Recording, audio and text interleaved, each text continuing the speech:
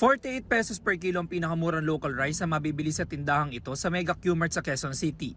Ang well milled rice naman, naglalaro ang presyo mula 50 pesos hanggang 56 pesos per kilo. Tumaas yan ng 2 piso kada kilo kumpara noong nakaraang linggo.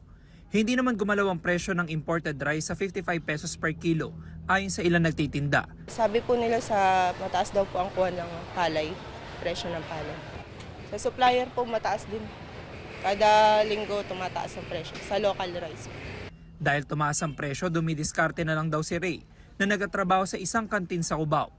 8 kilo ng imported rice ang binibili niya kada araw. Medyo magbawas ng sa takal niya. Yung dami. Magkano ho ba per 15 pesos kasi per cup. Ngayon magbawas ng konti para medyo kumita naman ng konti. Marami namang pangunahing produkto at bilihin ang hindi magtataas ang presyo ayon sa Department of Trade and Industry. 91% daw ito na mahigit 200 pangunahing produkto.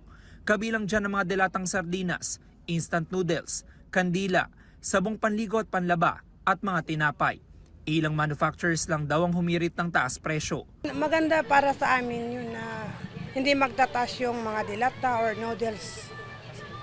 Kasi parang kahit paano kikita rin kami. Paborito hindi lang sa maliliit na negosyante maging sa mga mamimili. Gaya ni Cherry Ann na pinagkakasya ang kanyang sahod sa pangangailangan ng kanyang pamilya. Mababa lang po yung sahod eh.